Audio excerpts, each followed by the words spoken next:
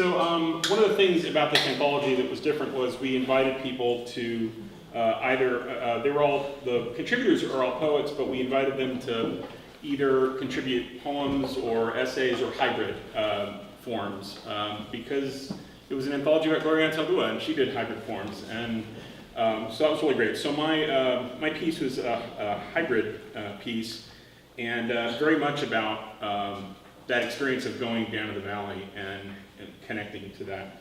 So I'm just going to read a segment of that to begin.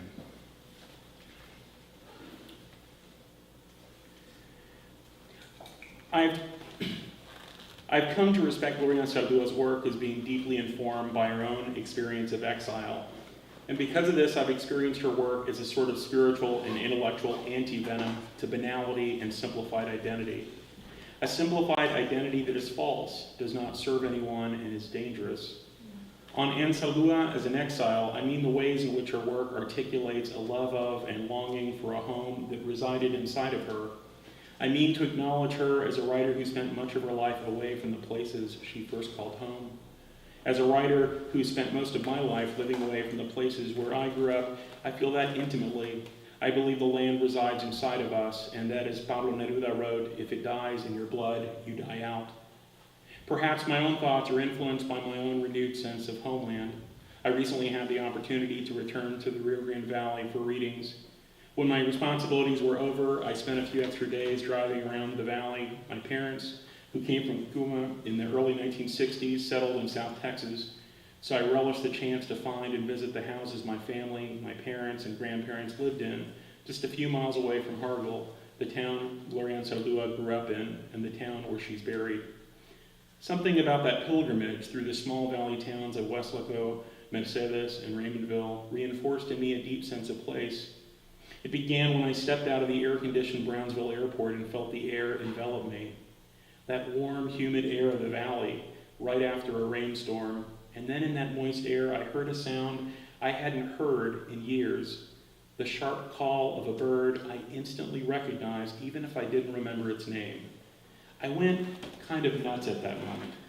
It's hard to describe being separated from a place for some 30 years and then all of a sudden hearing a sound that plucks some string inside of you and discovering the sound has lived inside of you all of those years. Pardon me if when I want to tell the story of my life, it's the land I talk about, Neruda.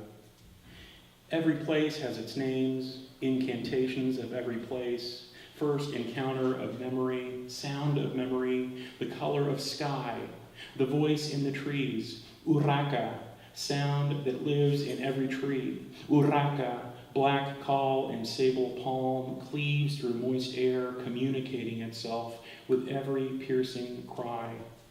What do we have without the sound of the birds in the tree? I depart for years, then return to discover the bird that has lived in my chest, awaiting my return. Memory is like this, no sound but that sound. Make a litany of the many names we call it, urraca, grackle, crow, cuervo, the myriad confusions that arise from not paying attention to how a name is pronounced. Mispronounced.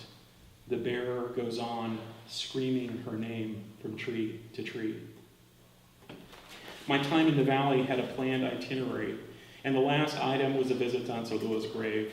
Somewhere in the drive from Raymondville, the small town of my first memory, to Hargel, out in those open ranchlands, under that imperial blue sky, I felt so happy to be in such a familiar landscape.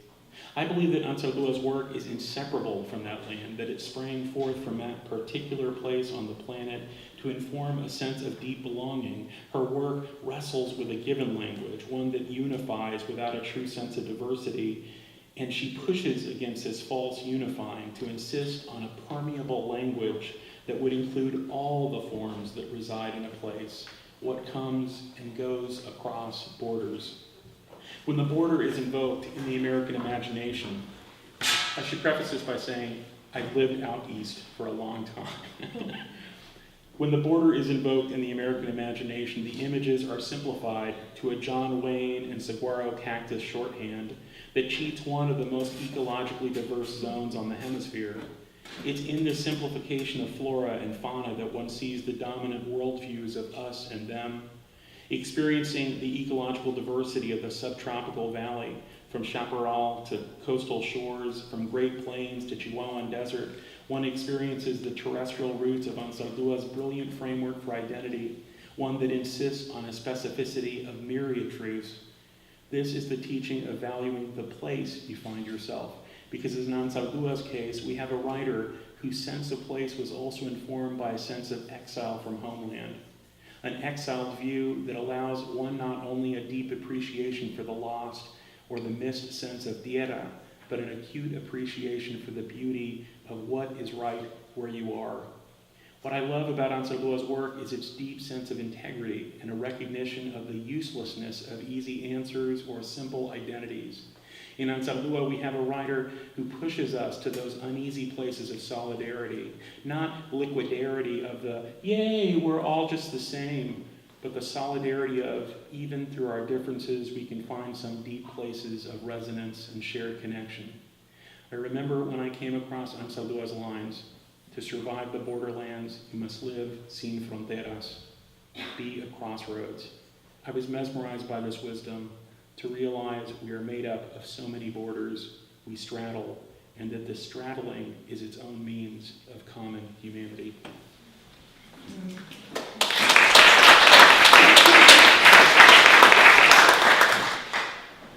And because I'm out west,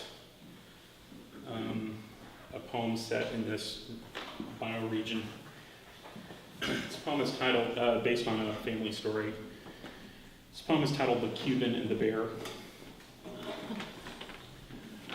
To a Cuban, a grizzly bear is rare as a unicorn, a monster of teeth and fur never imagined in a childhood of tobacco and sugarcane.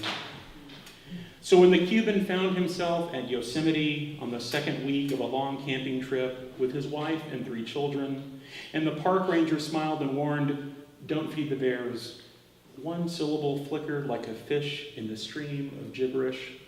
"Bear?" my father asked through the car window. "Yes," the ranger replied. "Oso?" he turned to ask his wife.